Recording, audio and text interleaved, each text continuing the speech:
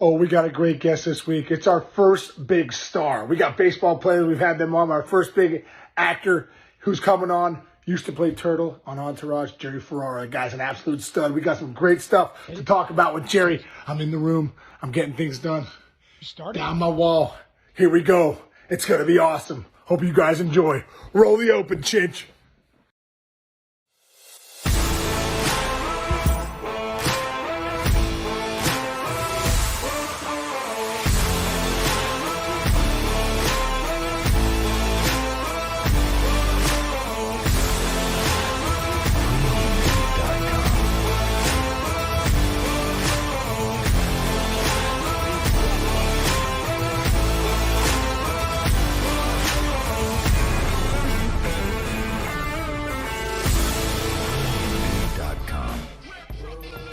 Oh, Nelly!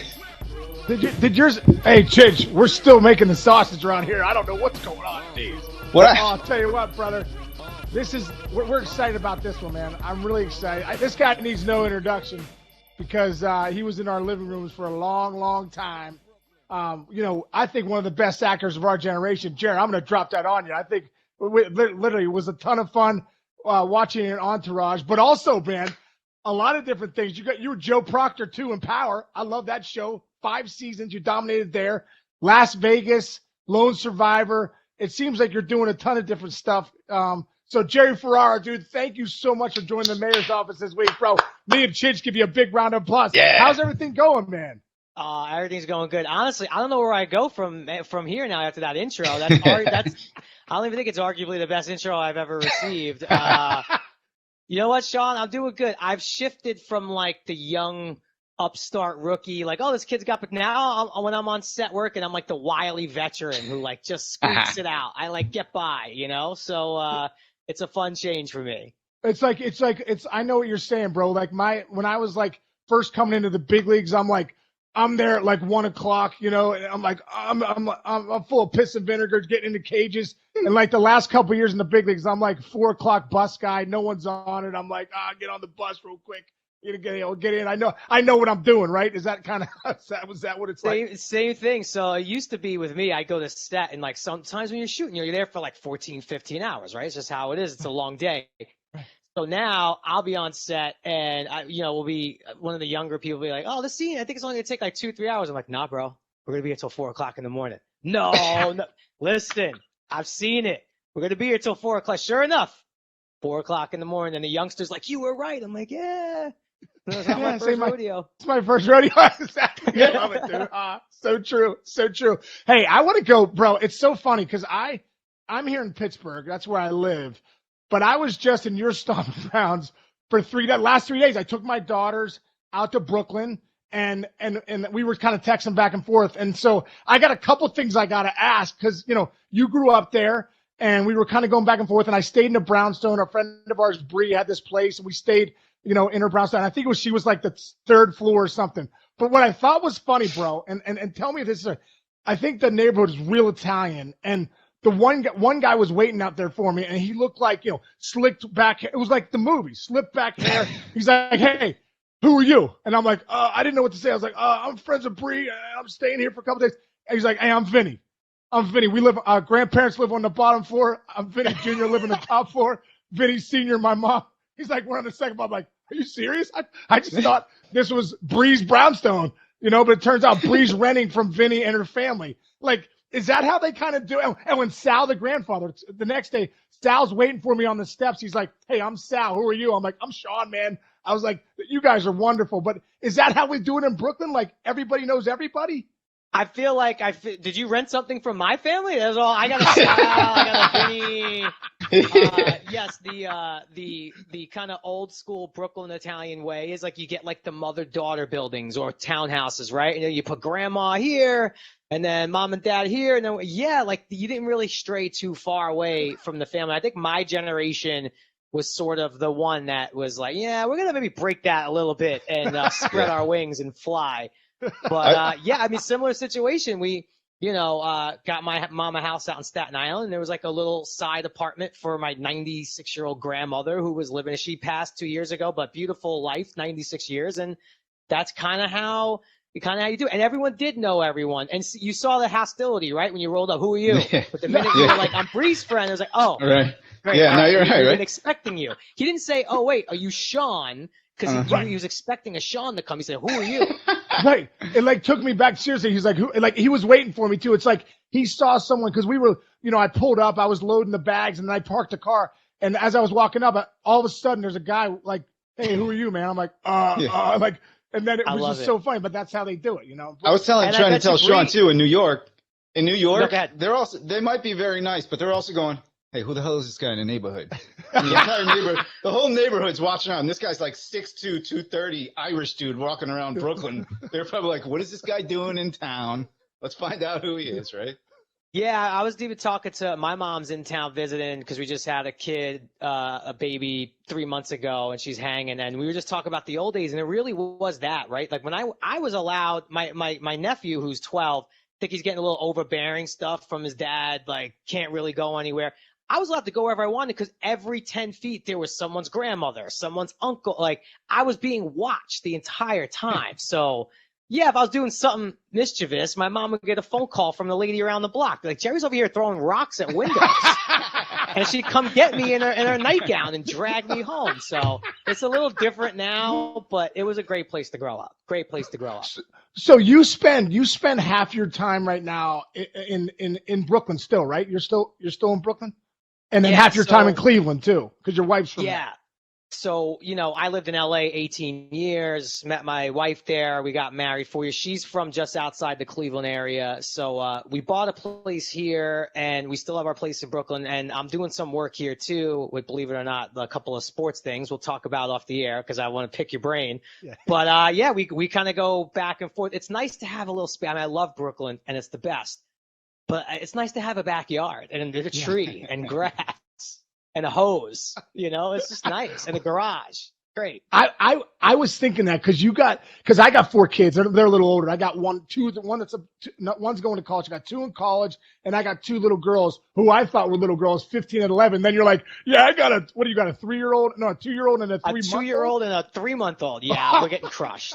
Oh my gosh, dude. So what's that like to raise that? Like when I was in Brooklyn, I was like, how do you raise kids in Brooklyn? Like, and I did see a lot of strollers going around, but like, what's that like raising 2 little ones in Brooklyn? It's definitely changed a lot. And where we're at in Brooklyn now, we're more toward like the Williamsburg area by the East River, right? I was a little more inland in Brooklyn towards Bay Ridge, Bensonhurst. And there's a lot of kids and dogs, and like it's a great place for a family, but it is definitely a lack of space. You have to probably not want to be home a lot. I'm more of a homebody these days because you don't get a lot of space, and you're paying a fortune for not a lot of space. So you got to take that. You don't really have a car. Sometimes parking the car costs more than the car. That happens all the time. But that being said, it is amazing to walk outside your house with your kid and you have all this energy and all this coming at you. Sometimes here when we're in Ohio, it's like, okay, what are we doing today? I got to figure something out. We got to plan something, What do you want to do? Whereas Brooklyn, you kind of just walk outside and let's see what's going to happen to us today. Let's see what we can find. Yeah, well, that's what I felt like. I felt like there was so much action, and I know one of the things for me, it was like I had heard. Is it called Lucali's Pizza? Yeah, Lucali. So I have a buddy of mine, Carmen, who owns a place here in Pittsburgh, who is a pizza. He's like, you got to go to Lucali's out in Brooklyn. I'm like, hey, I'm going, bro, so I was like, I'm gonna go there. And then one of the ladies that was living in our place, the grandmother, I'm like, hey, we're going to Lucali. She's like, don't go to Lucali's. Go to my little pizzeria. So I'm like, wait a minute here. The reason I'm here is to go to Lucali's. But then I talked to some other guy in the corner. I'm like, hey, we're going to my little pizzeria. The guy's like, don't go to my little pizzerias. Go down to this place. And I'm like, is that a Brooklyn thing? Like you guys take ownership of the pizza, and you talked about the place that was like that you think is the best in the world. And is that Spumoni's or Spumoni Garden, L&B Spumoni Gardens. Every Sunday for the first, 14, 15 years of my life. This place is so good, right? They do have a restaurant, right? But it's more of like outdoor patio seats. if you knew someone who actually ate in the restaurant, it's like, oh, you ate inside the restaurant? Because you just go, you order your pizza, you eat it on one of the picnic tables, you get a little spumoni ice at the end, and you leave. Yeah, but people from Brooklyn, born and raised usually, they're just proud. They're proud of where they're from. They're proud of the street that they're from. It gets that specific, right? So then when you start dealing with pizza, and look, Lucali's is great, it's very popular, everyone knows about Lucali's and they're very successful. So sometimes people are like, oh, no, I got the hole in the wall spot. You won't think much of it when you walk in, Yes. but you're going to have the best freaking piece of pizza you've ever had in your life. Yeah. So, take a lot of pride in that. That little the My Little Pizzeria, I think that's what it was called. But we went there. I mean, the cash register was like, I think Al Capone used the cash register back in the day. Like, I was like, does that still work? Give the guy cash. It's like bing, bing, bing, bing, bing. Big red cash register thing comes flying out. I'm like, what an unbelievable. And the pizza was unbelievable. Like, but you talked about at Spumoni Gardens, you talked about how the pizza's like, it's like flipped over. It's like only you guys would know that the way it's made, right? Like, how is that one? Yeah. made? So Spumoni Gardens is so specific of a pizza place, right? You only get square or Sicilian style, as people call it, right? You don't get like a regular slice. The slices are fine, but that's not why you go there. And I don't know who actually created this recipe. I'm not going to say they did, but they may say they did, or at least back then. Yeah, they kind of go like the reverse. I think it's called grandma style, where it's dough, cheese, sauce then on top, whereas typically it's vice versa, yes. right? And has a little sweetness to it. The sauce is a little sweet. I mean, I used to, several times, I've had people when I was living in LA for 18 years, this is long before it was very easy to ship food. I'm going back 15, 20 years, would pack it in dry ice and ship it out to me. And then I would literally hold on to this thing. I like negotiated with people with this. Like, all right, you guys can come over, but you're bringing this. And I had the Holy Grail. I spread it out. And then to this day, one of my good buddies, Scott Kahn, another very talented actor, when he goes to Brooklyn, he goes right to Spumoni Gardens because I put him on. Oh my God, bro. That's so great. Oh, that is Crazy. so great. That's crazy. That is crazy. I want to what about let's transfer from pizza. And let's talk a little bit about the kids, because you got little ones, bro. And I've been down the stretch because I know you were coming on the show, and I'm like, hey, get the two poopies changed. Let's sing a couple songs to the kids, and maybe a quick whatever Over the Moon book, really nice.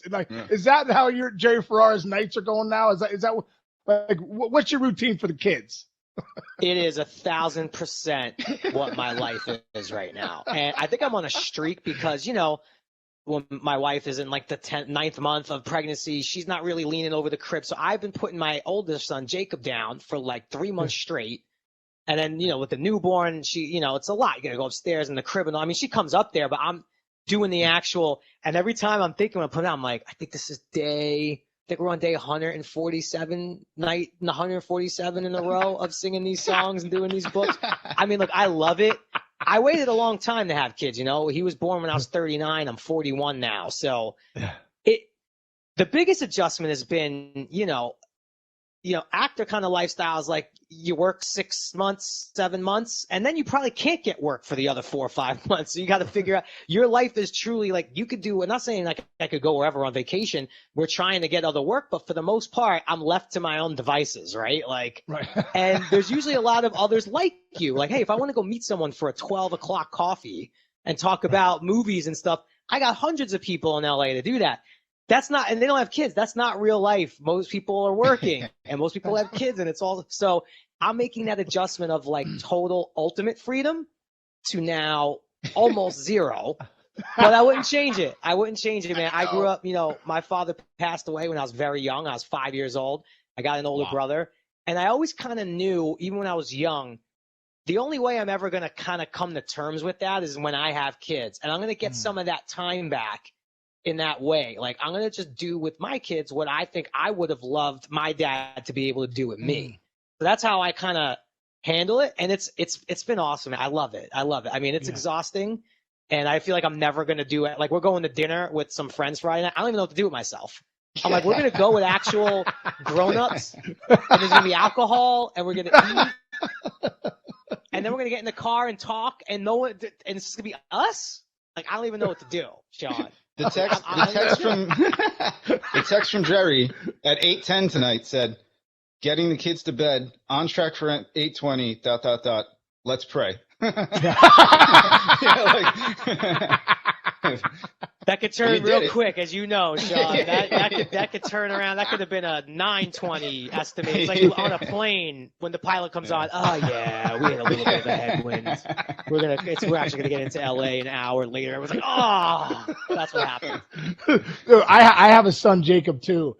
He's nice. He's 18 now, but it's funny because when you talk about, I can remember, bro. Like, so my oldest son, Andrew, you know, the first one, you're like, he's like an angel. You put him down. He's got the, you read him you read him a story. You change his poopy. He couple songs to him. Bam, he's out cold, right? Well, Jake, the second guy, Jake comes along. He's like, oh baby, it's time to get it on. I'm the second one of the Casey household. It's time to rip it. Like, he's kind of got my personality. I saw it right away. I was like, oh, we're gonna have big problems here. So sure enough, when he could finally walk, he would, one night I put him to bed, bro. Like, I sing the song, change the poopy. I'm out cold because the days are exhausting, right? So I'm laying there in bed, and next thing you know, he's like, hey, he doesn't say, hey, what's up, Dad? Because he obviously can't talk, but he's like 10 months old. He's like, ha ha, and I like startle. I'm like, what the hell? And he's out of his crib, and my my wife was like, 10 months? Oh yeah, 10 months, bro, 10 months. Oh, no, I swear to God, I'm like, how'd he get out? So I bring him back, right? And I'm like, so I can't believe it. So he comes out again. So next thing I know, I lay in the room, and I'm sure you're going to do this, bro. I lay by the door. I turn the lights off. Like, have a good night, Jake. Turn the lights off because I got to see what he's doing here. Freaking kids, full-fledged pull up, leg over, and then he just falls down, and he comes out of the room. And I'm like, you got to be kidding me. So what we did, bro, and I don't know if this is legal now in 2021, but back in 2003 and 4, I think you could do this. We got one of those nets. It almost like it's to keep dogs and cats out. But I swear to God, we put it in the crib. We zip it all the way up, bro, and we would lock him in like steel cage match, like Andre the Giant was going to come in or something. But, we'd lock our freaking 1-year-old in there, and I swear to God, bro, 5 months later, I lock him in, bam, he shows up next to me about 2 hours later. He's like, hey, what's up, Dad? I'm like, so then I went and looked in, Jer, what he was doing.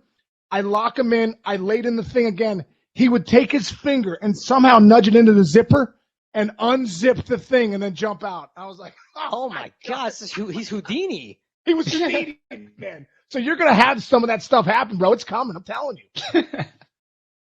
Yeah, there hasn't been any breakouts yet. Luckily, he likes his crib, but I already like, and I do wonder, like, if you spot something with your kid when they're, 1, 2 years old, like a trait, right? Does it stick, or do they just grow out of that? Because my Jacob definitely, it sticks, bro. Who they are at this age, I swear to God, that's who they're going to be when they're like 18. You're like, oh my God, nothing's changed. It's like a bigger version of yourself. He's going to be his mom. Yeah, he hears music. He starts like going like this. He never wants to go to bed. When there's people over, when they leave, he's like, no. You're not leaving. No. And let's party. Let's party. Let's party. He's like, let's party. He's got the FOMO, the fear of missing out, where I have a fear of doing stuff at this point in my life. So. Yeah. That's so great, dude. All right, let's switch gears from poopy pants and kids sneaking out and all that stuff. Let's talk about a little bit about baseball, because that's we're a baseball podcast, but we're really kind of everything podcast. Especially you bring a awesome element to our show, which we're so grateful for. But you're a big Yankees fan. Can you take us back to that? Like, what made you a Yankees fan? Why are you a Yankees fan? Especially being from Brooklyn. Yeah, it's ironic that you asked me that while my mom's here. My mom, huge baseball fan, huge Yankee fan. Obviously, like, she grew up watching Mickey Mantle and all, like, I used to hear all about that. My thing when I was a kid was like stats, right? Before the internet and all that, I was a big baseball card collector. I used to get those sticker books that you get to put, like, it was great. And I, at like 7 years old, had every player's batting average memorized, home runs, RBIs. Wow. That's all the real stats you had back then. Yeah, Don Mattingly was my idol back then. That was my guy. But everyone thinks like, oh, you're a Yankee fan. Like, you got, like, in the 80s, the Yankees were terrible. I could go there now. They weren't maybe supposed to be terrible.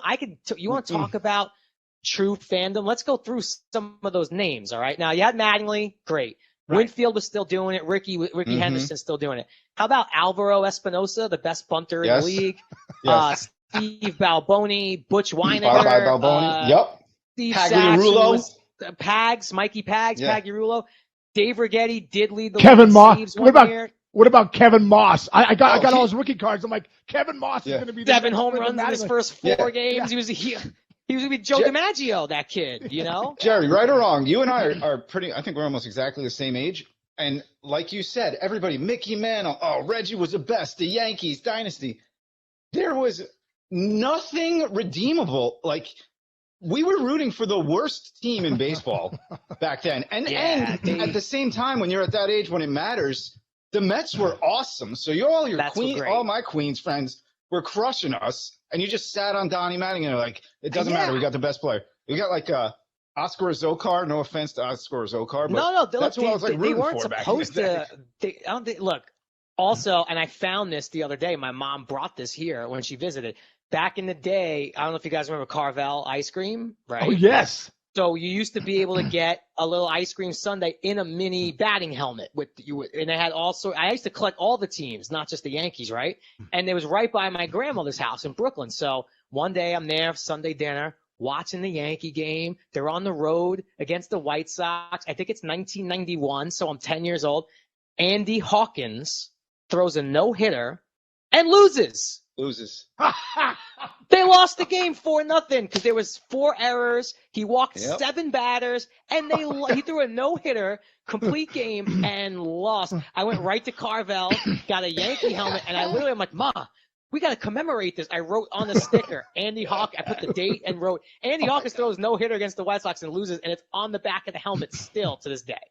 Oh my God, that is so good. I never saw a playoff game, Sean. Like I didn't see then 93, they start getting there. They're really good. Then there was a lockout, right? There's one of Mattingly's last great years. And then they had then they did make the playoffs and they had those great playoff series against the Ken Griffey Jr. Mariners, Edgar Martinez, Tino, and they just heartbreaking losses. So it wasn't until 96 that I really kind of, I got my first ring. I got your first ring. I love it.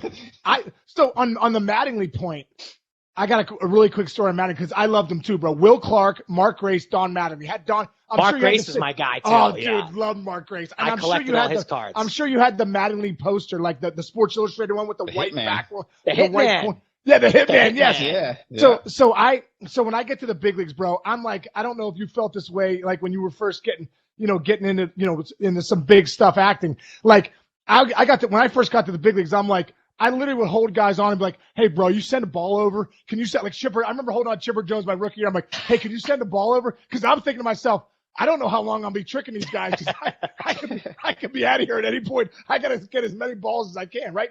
So my first spring training with the Reds, I'll never forget it, 99. I'm like, oh, man, I'm just so great to be here. We're playing the Yankees, right? And we're in Sarasota. And Mattingly, I believe, is the hitting coach. I don't think he's the bench coach because I think Zimmer was with Torrey. But, dude, you don't understand. Seeing Mattingly in person for me, and probably you have felt the same way. Yeah, I see him, and he's behind the turtle, and he's, no pun intended, he's behind the turtle. That's what we call the turtle.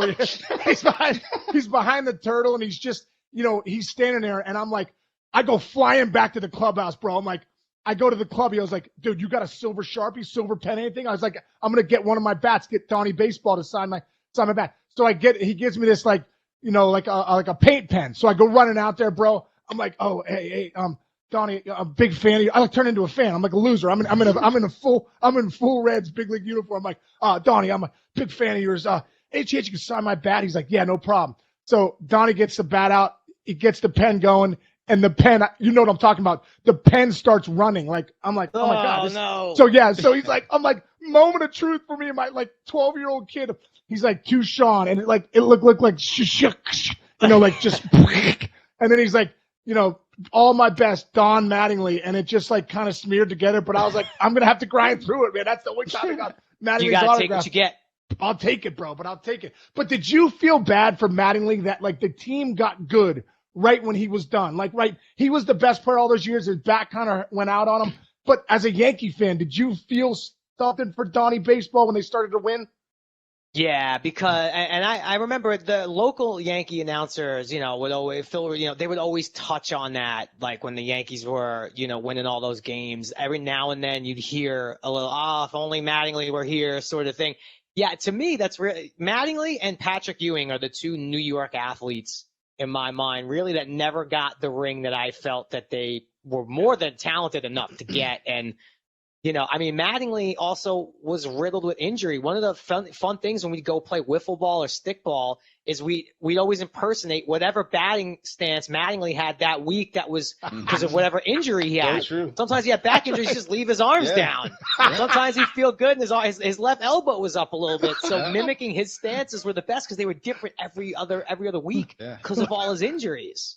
Oh, that is so great. You're right. He did it. Sometimes he'd squat down. He'd be up tall. It was all injury related. He was just trying to, whatever didn't hurt his back to swing is what he was doing. So, I wish, literally as he went out, Jeter kind of came in and assumed that throne. And, obviously we know what happened after that. But, so I paid my dues with the Yankees and I still love them and watch them. And, rough times right now, but they'll get through it. When you look back at those teams, though, like for me, coming into Cincinnati at 98, he was already long gone. But Paul O'Neill was a local guy. He was a Cincinnati guy. And I kind of love when real Yankee fans talk about those years. Obviously, it's Jeter, it's Posada, it's Bernie Williams, it's all those guys, and Mo. But a lot of guys say it's the Paul O'Neill years. Did you, the Brociouses, the O'Neills, the Tino Martinez's, did you love? What did you think of Paul O'Neill? I loved him because I really thought he set a certain tone of intensity that I think is needed to win championships, right? Like that dude, when he would strike out, I couldn't wait to see what he did to the Gatorade cooler the minute he got in. And I hear my mom in the other room, look, he's acting like a baby. I'm like, no, he's mad, Mom. I struck out with 2 men on, with 1 out. Like the one thing you got to do is not strike out. Just put the ball in. So I loved Paul O'Neill, and he pretty much hit 300 every year. He was with the Yankees, and but what I loved about that team, Sean, is look. They definitely, they signed Brocious as a free agent. They signed Wetland as a free agent. They definitely made some free agent pickups, but the core of that team was all homegrown. You go through it. Like you said, Jeter, Posada, Bernie Williams, obviously Mo, the Layritz, just the core of that team was homegrown, Andy Pettitte. Yeah. So it wasn't all about go get the shiny toy that costs a lot of money. And look, that worked. We got a ring out of that too in a way. But I don't know, that team of homegrown talent, I don't know how much we'll see that again. Yeah. Well, it's funny you talk about that because obviously being an analyst in the game and you look back at those Yankee teams, man, they did a good job scouting. They did something right drafting.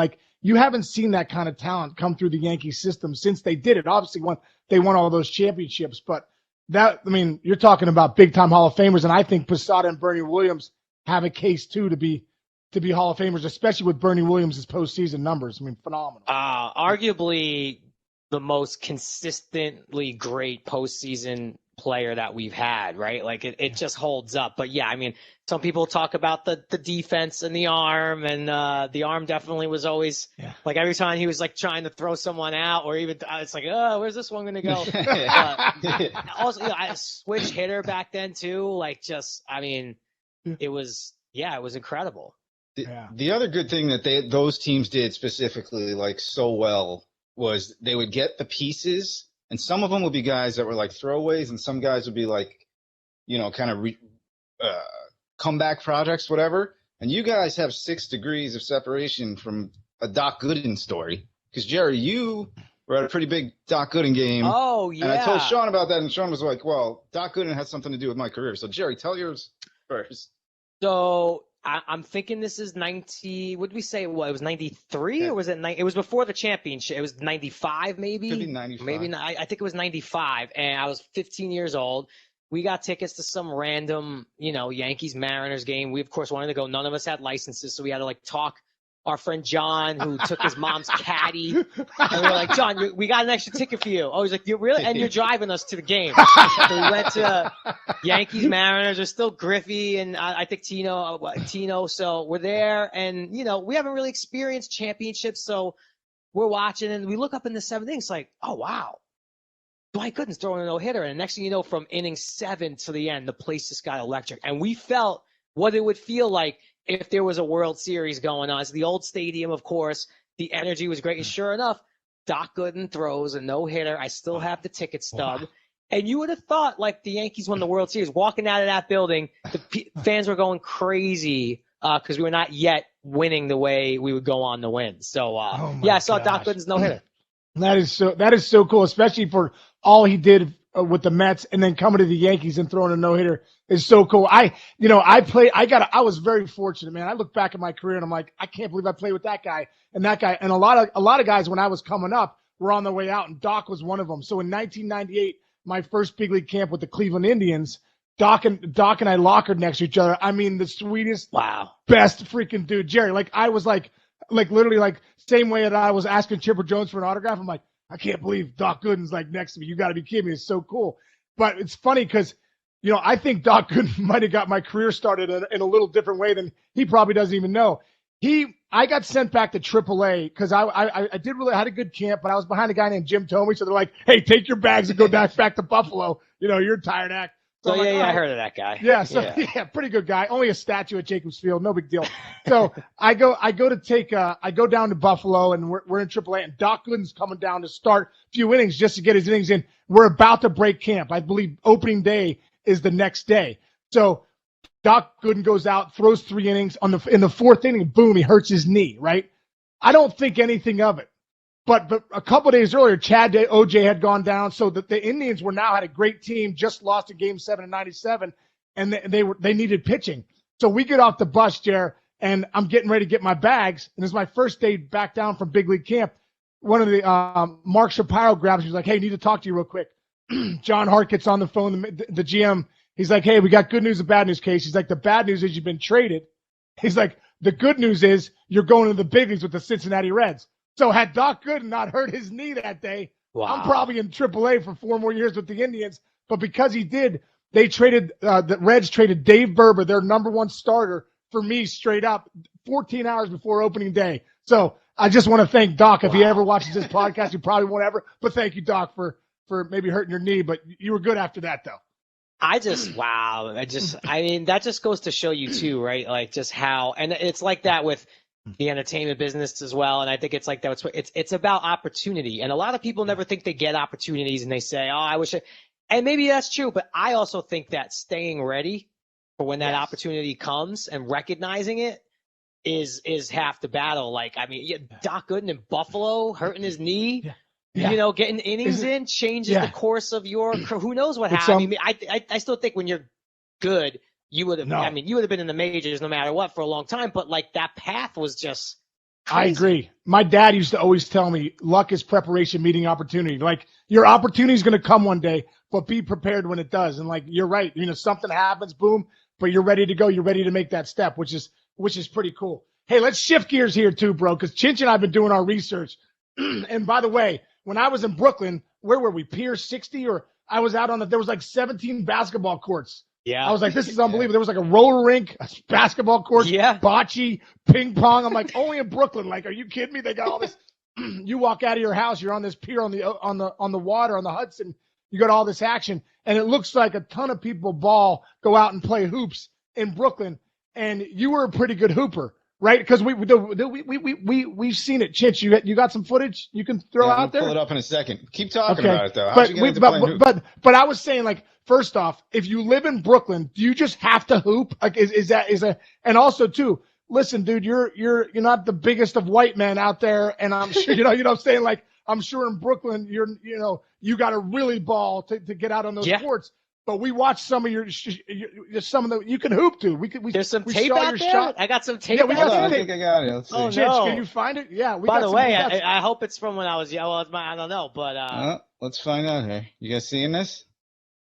First of all, oh God! So look yeah. at By the way, intro. just so you know, with this game, right? Yeah. That's the All-Star game in LA, the Celebrity All-Star game. I got benched for What? Justin Bieber. Okay. No, What? first of all, look Justin, at this. by the way, that's over stop down and Jason look at the Williams right form. there. Bang. Wow. So, Dude. And then, by the way, I was so Look at excited this. about that game, right? And we're there in the locker room, in Staples Center. They got your jerseys out, like it's all exciting. I'm talking to Tracy McGrady. I'm like, this is amazing. And then I just hear this rumble in the tunnel of like people, and I feel like I hear girls scream, and like I'm like, what's going on? And I look out, and there's Justin Bieber's here. I'm like, cool. He's come to watch the celebrity game because he is not slated to be there. He used to play. He used to play in the game. He crossed someone over one year, and he hasn't played in like years. So next thing you know, he's like coming, and he's in our locker room. I'm like, okay, what's up, man? I say hello, and next thing I know, I see people scramble, and they bring out a jersey for him. I'm like, oh, are you playing? And sure enough, I already talked. I think our coach was Rachel Nichols. I was inserted in the starting lineup, and then I was benched. And I think I played a total of 8 minutes. I only had 2 shot attempts. And at one point, I even was like, I talked to Amin Al Hassan. I'm like, get me in this game. And then it was like, it ain't us. Bieber's here. And he played. Yeah, so I got no minute. I got benched for Bieber. And I get it. People want to watch him way more than me. I just wanted to play. I take those celebrity games. I would have been the one actually trying to win. I was gonna say, did they not see the rotation on that 3? That was absolutely money. That ball was rotating perfectly. It was beautiful. So yeah, man. Look, basketball is in New York, and basketball are always just synonymous, right? And baseball was my first love. Like I played baseball. We were 1 game away from getting to the Little League World Series in Williamsport when I was a kid. Wow. It was wow. I was not a good baseball player. I a decent hitter. I was terrible in the field. So they just stuck me. They Right stuck field, me in left right field, left field. Whoever's not pulling the ball that day. And but I was a good bench guy. But basketball. Look, I think the reason is there's so many hoops in all of New York, right? Little mini playgrounds, and all you need is a ball, right? The only piece of equipment you need. Like I loved hockey as a kid. I couldn't keep up with the equipment nor afford it, right? I had goalie pads. My mom used to make me leave them outside because they stunk. Those things smell terribly. Same thing with like golf. I love golf now. We talked about golf texting and stuff. I didn't own a set of golf clubs, but with basketball in New York, you just grab a ball and just walk outside, and you're bound to run into a basketball hoop somewhere. So that was kind of the origin. And then I fell in love with the Knicks, which was a mistake. Still love them to this day, but no ring for me there. But yeah, man, I just grew up, and my high school, I went to public school, and it was just so competitive. Like our rivals were Lincoln High School, and their lead point guard when I was like a freshman, sophomore was Stephon Marbury. And there's just so many great players that came out of New York, and I still love the game. I still play. I actually played a couple of hours ago. I met my friend in the playground. We played a little one-on-one, got some jumpers up. It's how I stay in shape now. But man, I'm slowing down. I'm slowing down. Well, it's funny that I played hoops a few years ago too when I was done playing, but I was like, I went to make a move and like nothing really moved right. I'm like, wait, what happened there? What happened? Like I used to nail that move, The number one way men above the age of 30 get injured is pickup basketball. It is true. Every little dumb nagging thing I got going on is from some pickup game when I was like 34 years old where I'm diving for a loose ball. No, my game now is different. I don't play defense much. Like if you get by me, just go. I don't really drive. I have a good 3 now, and I stick to behind the line. I just pull my face out there a lot because I don't want to get no elbows in the grill. And it's about exercise. That's all I clap, and I just keep saying it's about exercise, guys. Let's get out of here safely. Yeah, just don't hurt me on the rebounds, right? Don't hurt me on the rebounds. I don't need an elbow. Yeah. I don't rebound. I'm 5'6", barefoot. I don't go down there.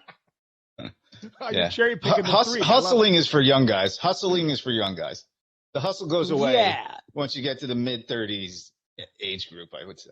When it matters, right? Like for me, if we're gonna start hustling, dying for balls, we gotta be playing for a lot of money or something. Like this isn't my job. I don't do this for a living, clearly. So Hey, Jerry, you were talking about meeting Tracy McGrady at those games and how cool that is. Like when you were doing the Entourage years and like how awesome that was. it seemed like on those shows there was so many different cameos of guys. And I know for me, bro, like being a baseball player, like to meet actors and to meet musicians, you're like, oh man, I wish I could have sang or played guitar. I wish I could have acted. You know what I mean? All I can do is hit a baseball. You know, that's how your mind goes. You know what I mean? But who were like, do you have, give me like 4 or 5 guys that had cameos on Entourage that you're like, wow, is this going to be a great day with so-and-so showing up?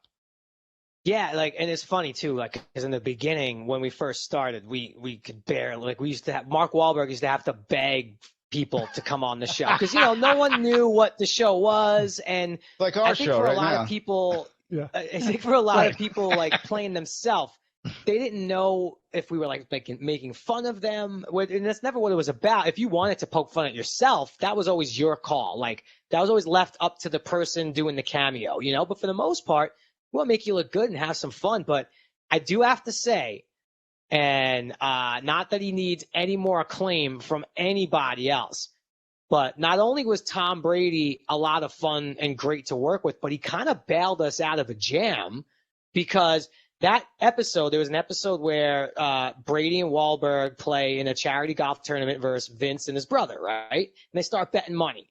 That part initially was written by our creator, Doug Allen. It was supposed to be, and he's a huge Giants fan, it was supposed to be Eli and Peyton Manning versus the brothers versus Vinny and Johnny Chase.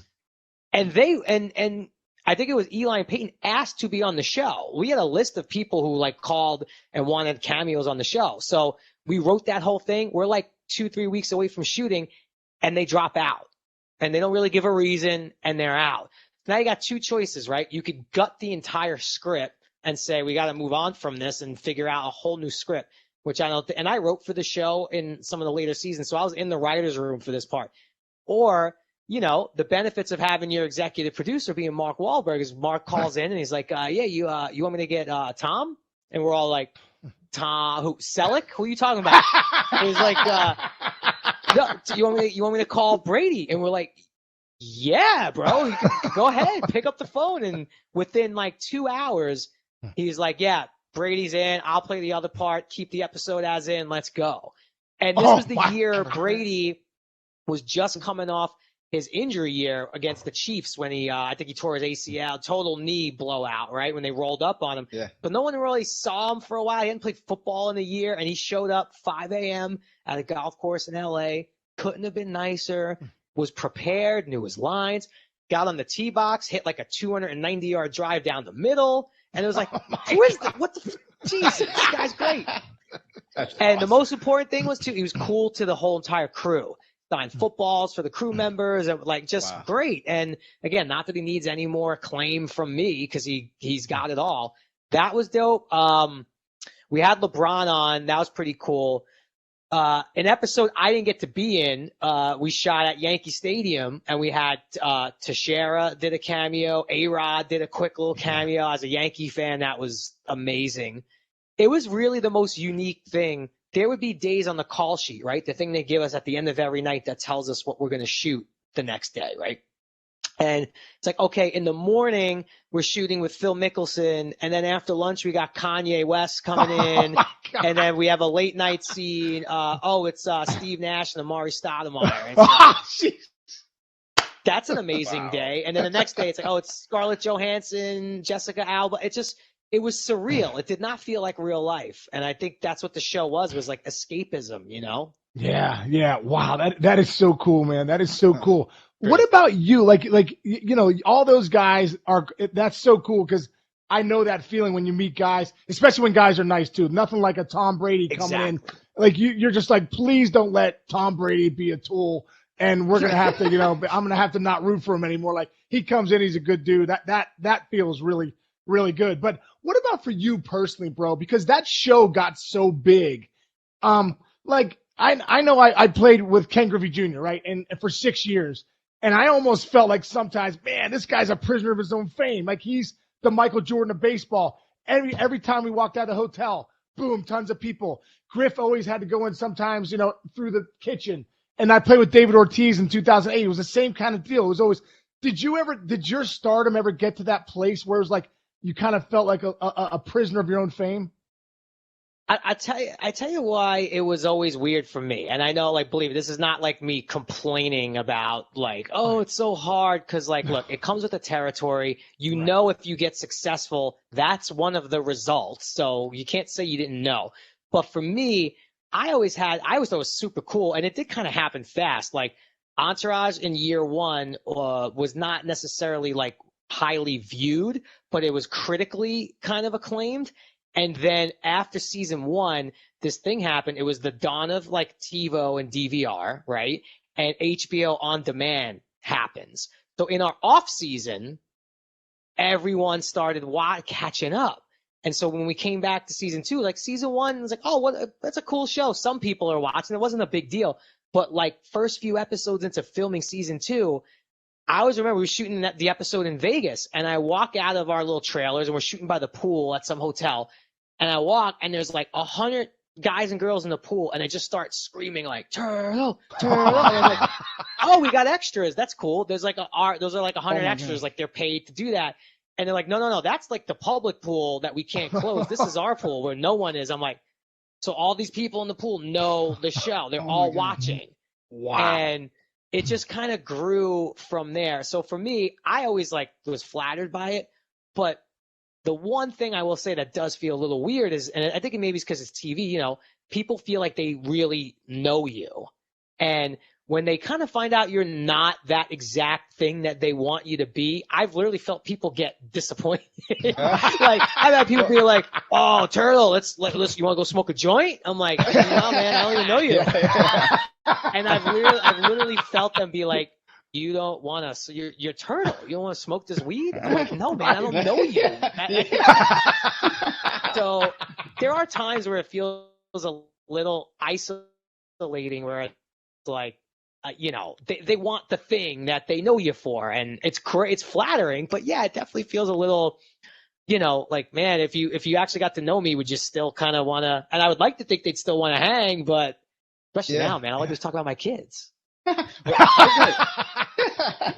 was gonna ask both of you guys this, and you kind of answered that, but just that switch that happens, in case you went through it as a player, but like, first, was there ever a sense of, oh my God, my life is different forever? Am I ready for this? And did you get scared by that?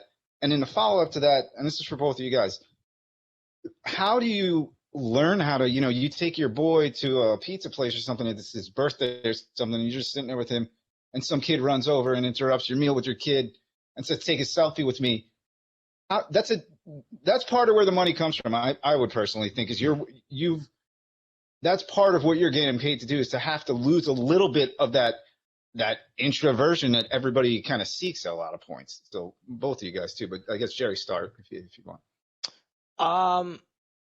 Yeah, it's like, it's not even so much are you ready for it. For me, and I don't know if it was like this for you, Sean, I was just still blown away that I actually had a job in this industry. That my mantra was always like, you are not going to blow this, okay? So you are gonna like just be on your best behavior, and work comes first, and don't let it get to your head, because I just always had the feeling like I snuck into a party, and at some point the bouncer was going to shine the light on me and say, "How the hell did you get in here? Get out of here."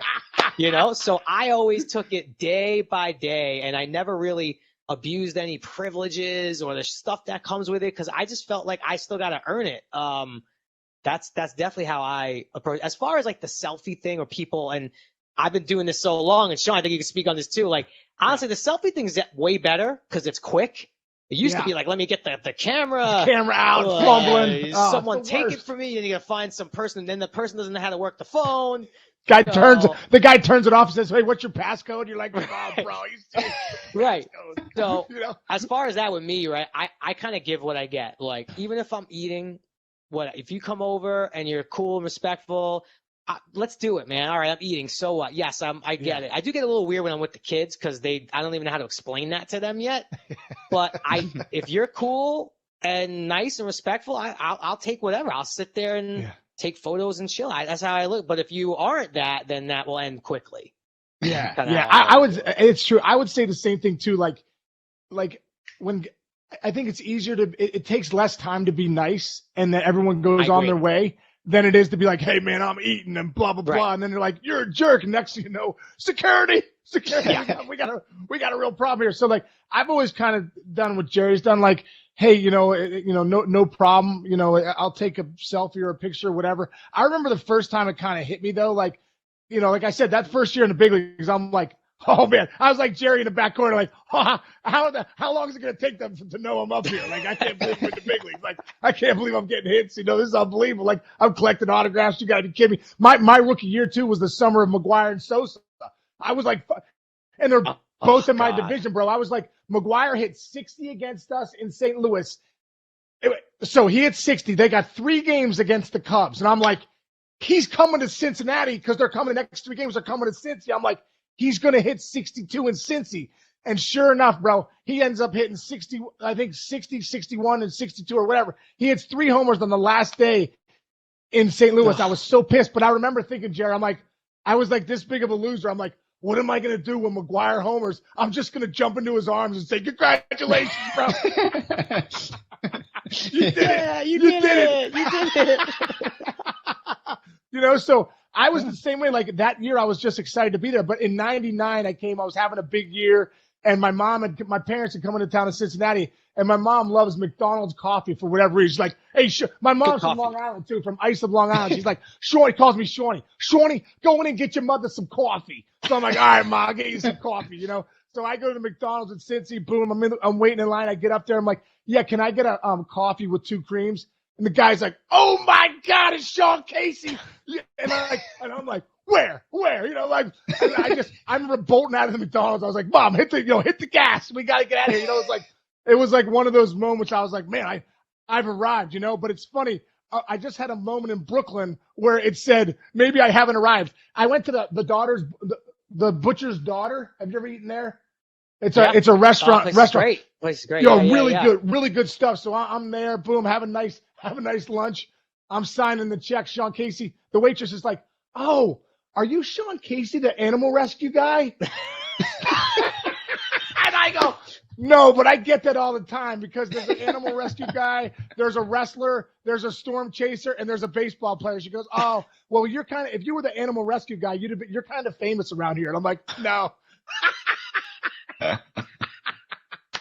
Give my tip back. Yeah. I just gave you 30%. What are you, nuts? Because I played the baseball, I give you 30%. I try to keep a good sense of humor too. Like every now and then, someone will come up and be like, "Wow, you're really short." Yeah. Like I don't know, on TV, I just thought you'd be bigger, or it's like, or like some nice like middle-aged woman be like, "Oh, you're so much better looking in person." I'm like, "So what? I'm terrible looking on television?" Like, yeah. Is that what you're saying? But I always do it with a smile. Like I do agree with you, Sean. Like it actually is a lot more effort to kind of be, like, just angry about the whole thing. Like, smile, let's keep it moving. And ultimately, again, it is flattering, and it means that people either respect your work or respect your game, and they're enjoying what you do. So come on, let's keep it light, Yeah, I totally agree. Talk about keeping it light. I want to bring you back to the the days when little Jerry was growing up out in Brooklyn. Like, did you always have the style that you had? Were you always like with the shoes and the jerseys and stuff like that? And 2, I heard you were a little bit of a chunky kid, and I was too, so we have that in common. So can you talk about the days growing up, Jerry Ferrara in Brooklyn, like 6th grade Jerry? Several things to unpack there. Okay, first and foremost, and I'm not even going to say this is a Brooklyn thing, but it is. But I know it's a thing elsewhere. But sneakers, haircuts. Like just back then it was chains, like it just was everything, right? And Jordans were, a thing. Like I remember when Jordan won the dunk contest wearing the white cement 3s, and like it was, then you could go buy them. I mean, I remember when Reebok pumps came. I just always was a shoe head. I have bad posture to this day because I always walk to school looking at my shoes, just being like, look how good those are. Those things are beautiful. So I'm always like walking with my head down. It's not a confidence thing. I'm just looking at my shoes. So yeah, very much. And especially, it did lead into the character of Turtle. Like I definitely loved jerseys when I was a kid. I was always wearing basketball jerseys, baseball jerseys. Like it was Brooklyn style back then for sure. As far as the food thing, I mean, I'm still a fatty, man. I love food, and my family makes great food, and they also we settle family differences with food. It's like, oh, I know you're having, all right, just eat the meatballs. It's gonna be okay, and it usually would be. It usually would be. So, yeah, man. Like it wasn't. I was not necessarily taught how to eat healthy. Yeah, I was working out and active a lot, but when you're young, you just eat everything. And there was a lot of food. I think, that was like a source of social activity. It was always like you go get pizza with your friends and Sunday dinner at grandma's house. That's how everybody got together. And I really didn't start packing on the pounds. I was a little heavier when Entourage started, but then you get a job as an actor and you're like, oh my God, there's food here all the time. There's spreads everywhere. Craft service everywhere. And you mean to say if I want a donut, I could ask you because I can't leave set. I could ask you to go get me a donut and you'll go get me a donut? Oh man, I packed it on in the first year. Oh, bro, that's so packed great. It on in the first year. I mean, I hit 205 at 5'7". Did you really? Nice. Yeah. Yeah. So how? But dude, you do look like so different now. Like, how did you end up losing all that weight? And why? Were you like, I'm gonna have a heart attack or something? Like, why did well, you? Well, yeah, all right. So right before you start any new job as an actor, right? If you go do a movie or whatever, you have to. I think for insurance purposes, you have to go take a physical, right? But back then, I know times are different now. Back then, it used to be like a wink, wink, like, yeah, go take your physical, and you go to the doctor, and they basically make sure you're not dying. Like if you literally could stand up, right, and your heart's not pumping out of your chest, and there's nothing glaring, go make a movie, right? And I went and I saw this doctor. I think I was 29 years old. I was about to start a movie, and this doctor's being really thorough with me. I'm like, hey, this is not what we do here. What are you doing? Why are you actually examining me so well? And she had a very real conversation with me where she didn't scare me, but she said, look, you're not even 30 years old yet. You turn 30 in a couple months. You're in perfect health. Go make a movie, have fun. But, you're 203, okay? It's not a problem now, but it could be a problem later. So if I were you, I would just start now eating better, working out a little more, because let me tell you, when you get older and you have kids and stuff, it's harder. So she just broke it down in a very real casual way. It made sense. Next day I woke up, I'm like, all right, I'm going to try eating oatmeal in the morning. And I did. And I'm like, let me try a salad. And I got back, I started playing hoops again. And I got myself out of that comfort zone I was in. And it wasn't like, oh, I lost 40 pounds in a month. I was losing 2-3 pounds a month, and then what happens is you get addicted to something good. 3 months go by and someone says, hey, you look good wow, you lost a little weight. You're like, okay, this is working. And then maybe a girl is like, wow, you look really good. And it's like, okay, this is really working. And it was like a year of slow and steady. And then, yeah, after a year and a half, I lost 60 pounds. I felt great. Wow. Well, it's the old, you create your habits, then your habits create you. You know what I mean? For you sure. You create bad habits. Well, you eat, pizza and wings and a couple pops 4 nights a week. You get back what you put into it. But you start creating new habits where you're eating salads and oatmeal and starting working out. 50 pounds sheds, and then you have a new life, which is awesome. I want to go. There's one other thing I wanted. Well, there's so many other things, bro. We're not going to take your whole night because I know the kids. Hopefully they don't wake up. You know what I mean? But you were in the movie Las Vegas, and the reason I'm so interested in that movie is because some of my favorite actors are in there. De Niro was in there. Morgan Freeman was in there. Was Michael Douglas in that? Michael Douglas and Kevin Kline. Kevin Kline and Mary Steenburgen, who's been in every movie in the last 10 years. So what was can you give us a story from that time with those guys that was you got to be kidding me? Well, yeah, I always tell people it's if this was an SAT question, name what doesn't belong in this phrase, right? Because you say all those names and you insert my name, and it's oh, that one's easy. That guy. You circle that one. That was obviously, and I feel the same way about those actors, right? Those are Hall of Famers who all have never worked together Even Wow. individually, like as a group, individually, they'd never worked together before. So it did Wow. feel a little historic in a way. The few stories with that were, first of all, that's what I like to call a don't get fired job, right? Like, I'm going to go in, talk about, like you said, you struggle with, like, you're going to jump in Mark McGuire's arms. Like, I wanted to go up to De Niro and just be like, oh my God, I got so many things. But I was going to play it cool, you know? So I kind of walk on, and my goal is, like, do your work, do your job great, be prepared, and don't talk in between takes. Just go sit and speak when spoken to. You know, someone asks you a question, you answer it. Until then, be quiet. And first couple of days it's going great. And those guys are also nice. And I think it was literally like Michael Douglas is like, Jerry, come here. And like calls me over to the group. I'm like, oh God, let's see how this goes. And I come over and they just couldn't have been nicer. And I swear, I don't know if they do it on purpose, but I think they've been doing this so long and are so a part of so many of ours like favorite movies and stuff. Like they knew. They were like, all right, this kid's being freaking weird. Let's let him feel comfortable. And they asked me questions about myself and got me talking, and I felt like I was initiated into the group, and I was no longer like a weird guy just sitting there looking at my lines, not talking to anyone.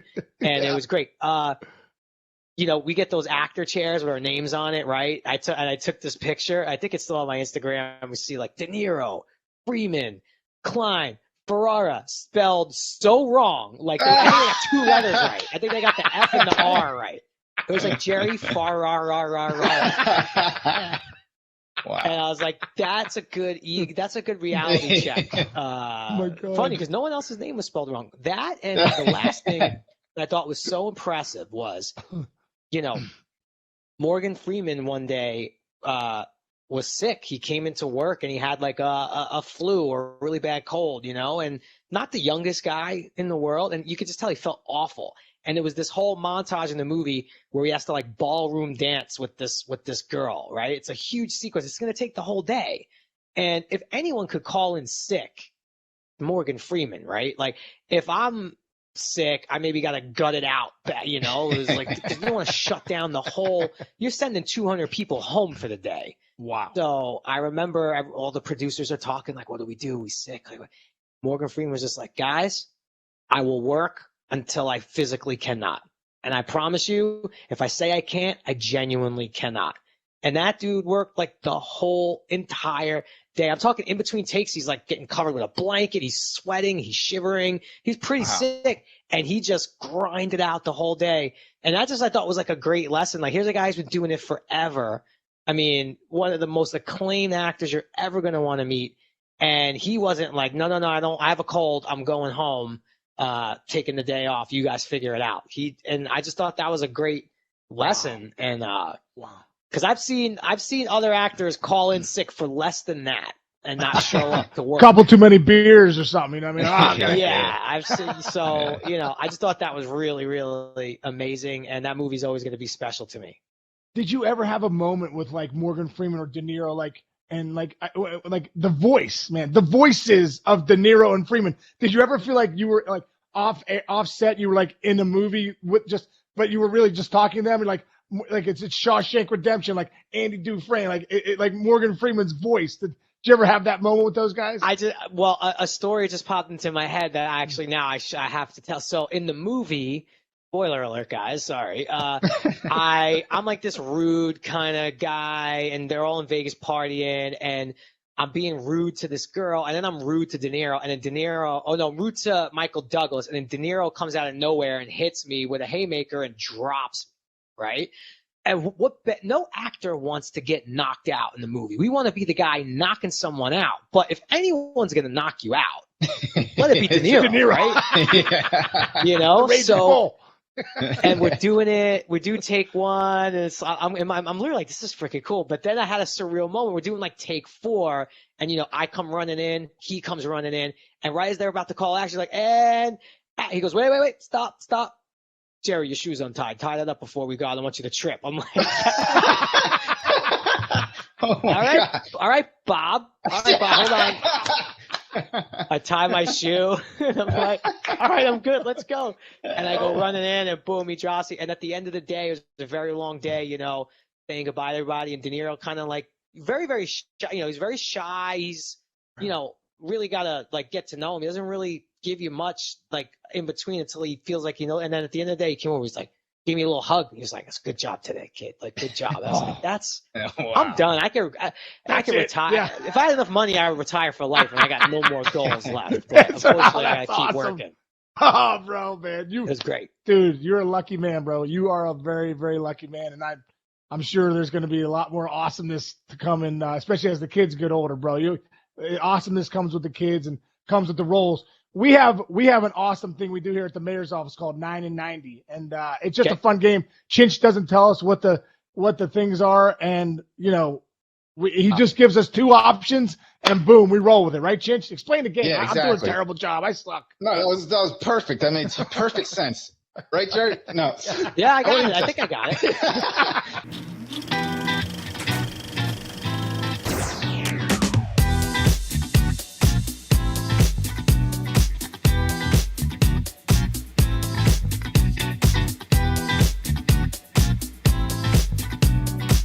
I'm going to ask a question. It's a this or that kind of question. Sean will start, and you just pick it up right after an answer. Okay. We're usually doing this with athletes. You're a smarter guy than that, so this probably go a little smooth. I don't know. First I one, doubt it. Case. Goodfellas or Godfather, Case? Goodfellas. I'm gonna go Goodfellas too. It meant more to me in the moment. There you go. Yes. True or false? True or false? It's okay to cut your spaghetti with a knife and fork. Ooh, I say true. I'm Irish. False is false. You get the spoon and you twirl, Sean. You get the spoon and you just twirl it. Hey, Come on, we're false. Casey's and McHugh's, bro. We cut the spaghetti and just shovel it in. I shouldn't have asked that. I knew I was going to exploit you. All right, better Jerry. Jerry Seinfeld, Jerry Springer, or Jerry Rice? You can only pick one. John. I'm gonna have to go with Jerry Seinfeld. Although Jerry Springer was the mayor, so just saying. Yes, he wasn't your mayor. I'm gonna go Jerry Rice. I'm gonna go Jerry Rice. I feel like he's the all-time great receiver. But I grew up Of with all Jerry time. Springer. Yeah. There you go. All right, you can only pick one. Sean Penn, Sean Connery, or Sean P. Diddy Combs? Oh, Sean Connery for me. I mean, Untouchables. The Rock. I think I'm gonna go Connery too for the accent. The accent was great. It's James Bond. 007. All right. 007, yeah. Nice. All right, San Gennaro Festival or Oktoberfest? Oh, here, beers, Sean, or meatballs? Is that technically? Oh, Oktoberfest, bro. Oktoberfest. And I took 6 years of I took 6 years of German, and I still can't speak one word of it. But I know Oktoberfest is German. Okay. San Gennaro feast for me all day. Thank you, sir. It's not even close. You can get a beer anytime. You can't go, guy. Come on. San Thank you. Gennaro. Not the good German beer in the mug. The good German beer. Sure. I'm gonna take your word for it. All right, would you rather spend an hour in a room with 100 mosquitoes or 10 rats?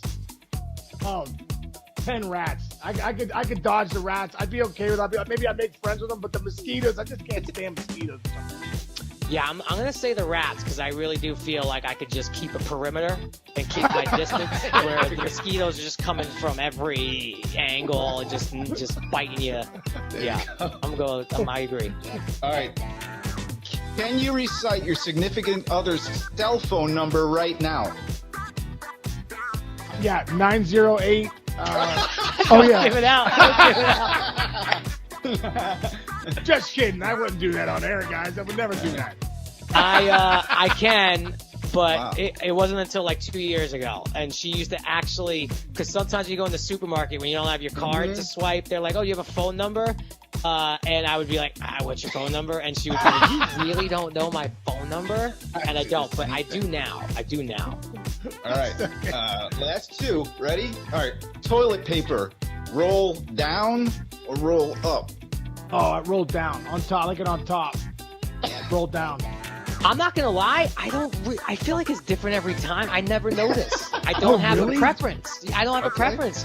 I guess I'm focused on other things. All right, last I don't one. have a I'm preference. excited. Beautiful. All right.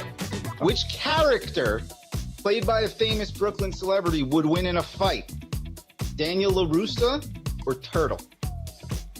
Oh, Turtle. I got to go with Turtle, man. He would take Ralph Macchio.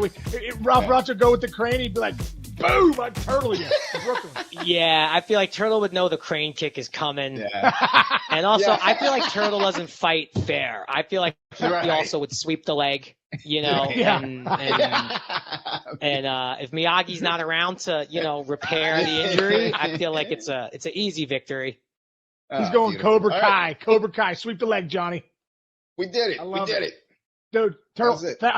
Jerry, thanks so much, man.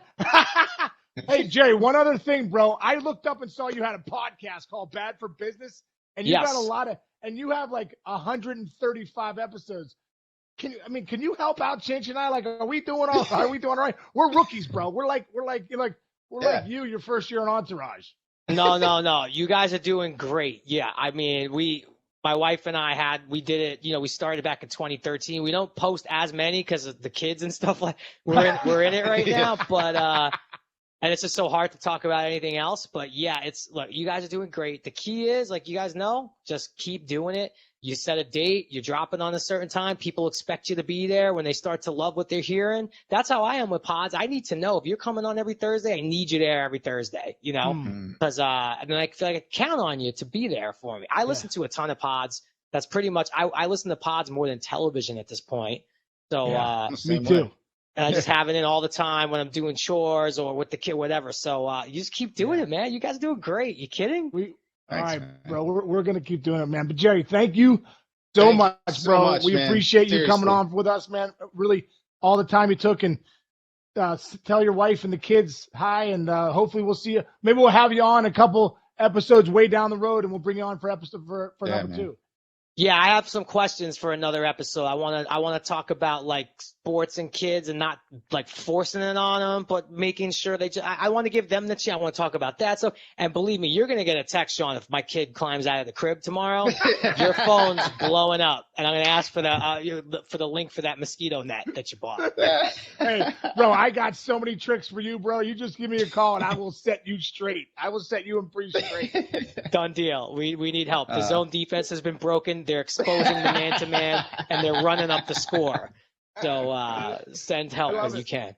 Awesome. Oh, man, thanks again, man. Jerry, thanks so much, guys. man. Thanks so much, brother. We'll talk to you soon, brother. Okay. My pleasure. Later. Okay, man. See you, Oh, man. that was awesome. We keep saying like, hey, after the guest is over, let's figure out what we're going to do after. But right now, I feel the same way I feel better. I don't know what to say. I'm just so happy that he just came on. And I don't even know what to do. What a great dude. Like, oh, man. You know what? I think this is why the podcast is so great because, you know, getting to talk to guys like Jerry and the life experiences that he's had. Like, so many things. I could go back to this, you know, last hour and 15 minutes and just break down so many cool things and cool stories. And, you know, it's just absolutely awesome. Absolutely awesome. That 9 and 9, I want to throw one quick story out there. The 9 and 90. What do you got? The 9 and 90 made me think of one. Did I say it? Yeah, you can say it. What do you mean? Oh, the 9 and 90. What are you worried about? What is this? So I don't know. I thought you said hang on. I was like, why? Is somebody listening? No, I was like, oh, this is great. I can't wait. No, the 9 and 90 one time when you were talking about the toilet paper up or down. Oh yeah. I was thinking in 5th grade, bro. I kept clogging the toilet, that downstairs toilet. We had one toilet like in the family room, and my mom was like, "Shorty, you gotta quit clogging the toilet." And I'm like, "What do you mean, Mom? It's no big deal. You know, take it easy." She's like, "How are you doing the toilet paper? Because it's ridiculous." And so I showed her, like, I come off the top roll, I just crumpled up, bam, I hit it, and boom, you know. And then next thing you know, she calls my dad in, and whenever she calls my dad in, I'm like, "Okay, this isn't good. Why is Dad here?" He's like. And my dad's like, "Son," he's like, "show me how you do the toilet paper." I'm like, "All right." I'm ripping out the toilet paper. I crumpled up like it looks like 17 napkins. And I'm like, "Here you go, Dad." Just boom, I throw a couple of these in there after I drop one. He's like, "You gotta be kidding me." He's like, "Listen, you gotta clean that up." He goes, "You gotta take it off the top, roll out 4 rolls, boom." He goes, "Fold it once, hit it." And then he's like, and then refold it and wipe again. I go, "No, Dad, I ain't doing that. I know you're yelling at me right now, but I'm not double wiping with only 4 little threads. I need 17 clumped up. Here we go. Let's ready to roll. If we clog the toilet, we call the plumber. Get the freaking plunger out." The bonus part about that is the more stories you start telling, you've now told like 3 or 4 or 5 amazing stories about your dad, and your impression of him is gradually getting closer and closer to Randy Macho Man Savage. And all I can think of is Savage, like with a headband in your bathroom, screaming at you. Oh yeah! Oh yeah! Anyway, man, I mean, this is so much fun, dude. I don't know what else to say. Very cool. Gitchy, I love you, brother. And Yeah. that was a lot of fun. And Awesome. man, thanks again to Jerry Ferrara. That was so freaking awesome. Yeah. You know, thank you for your time. Thanks to everybody that tuned in to NoFilter.net. We're on here live every week, and thanks for tuning in. Everyone that comes on, you know, on our other podcast, you know, links, whether it's Apple, Spotify, and we're on YouTube too. So thanks a lot for everyone that joined us tonight. Chinch, we did it again, Thanks, brother. bro. Let's keep Absolutely, rolling. bro. Let's keep rolling, Love man. it. I'll talk to you soon. Okay, bro. Love you. All right.